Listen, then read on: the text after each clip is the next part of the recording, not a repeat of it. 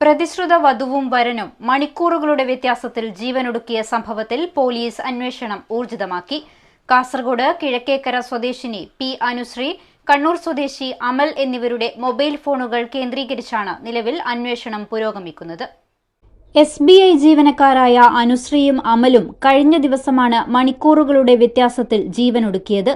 December 26-ന് ഇവരുടെ വിവാഹം നിശ്ചയിച്ചിരിക്കുകയായിരുന്നു. ചൊവ്വാഴ്ച രാത്രി ഇരുവരും തമ്മിൽ നടത്തിയ വീഡിയോ കോളിന് പിന്നാലെയായിരുന്നു സംഭവം.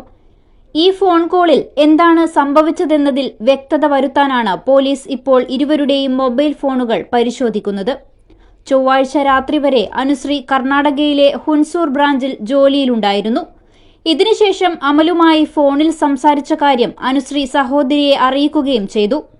എന്നാൽ ബുധനാഴ്ച രാവിലെ വീട്ടുകാർ ബന്ധപ്പെട്ടിട്ട് ഫോൺ എടുക്കാത്തതിനെ തുടർന്ന് അയൽവാസികൾ നടത്തിയ പരിശോധനയിലാണ് അനുശ്രീയെ താമസ സ്ഥലത്ത് തൂങ്ങി മരിച്ച നിലയിൽ കണ്ടെത്തിയത്. പോസ്റ്റ്മോർട്ടത്തിനു ശേഷം മൃതദേഹം ബുധനാഴ്ച വൈകിട്ടോടെ പൂച്ചക്കാട്ടെ വീട്ടിലെത്തിച്ച് സംസ്കരിച്ചു. അനുശ്രീ മരിച്ചതറിഞ്ഞതിന് പിന്നാലെയാണ് എറണാകുളം പാലാരിവട്ടത്ത് താമസിച്ചിരുന്ന അമൽ ജീവനൊടുക്കിയത്. ബുധനാഴ്ച രാവിലെ എറണാകുളം നോർത്ത് റെയിൽവേ സ്റ്റേഷന് സമീപത്തെ ലോഡ്ജിൽ മുറിയെടുത്ത അമൽ സുഹൃത്തുക്കൾക്ക് ലൊക്കേഷൻ അയച്ചുകൊടുത്തിരുന്നു. ഫോണിൽ കിട്ടാതായതോടെ സുഹൃത്തുക്കൾ അന്വേഷിച്ചെത്തിയപ്പോഴേക്കും അമലിനെയും തൂങ്ങി മരിച്ച നിലയിൽ കണ്ടെത്തുകയായിരുന്നു.